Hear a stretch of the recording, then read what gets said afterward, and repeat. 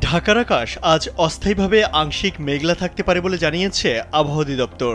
সেই সঙ্গে হতে পারে বজ্রবৃষ্টি। বৃহস্পতিবার সকাল ৭টা থেকে পরবর্তী ৬ ঘন্টার জন্য ঢাকা ও এর পার্শ্ববর্তী এলাকার জন্য দেয়া পূর্বাভাসে এ তথ্য জানানো হয়।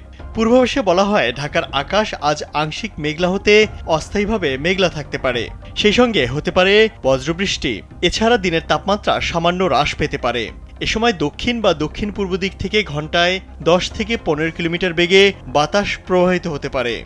এদিকে সবশেষ সারা দেশের জন্য দেয়া ১২০ ঘন্টার পূর্বাভাসে বলা হয়েছে, আজ খুলনা, বরিশাল, চট্টগ্রাম, সিলেট বিভাগের কিছু কিছু জায়গায় এবং রংপুর, রাজশাহী, ময়মনসিংহ ও ঢাকা বিভাগের দু এক জায়গায় অস্থায়ীভাবে দমকা হাওয়া সহ হালকা থেকে মাঝারি ধরনের বৃষ্টি বা বজ্রবৃষ্টি হতে পারে।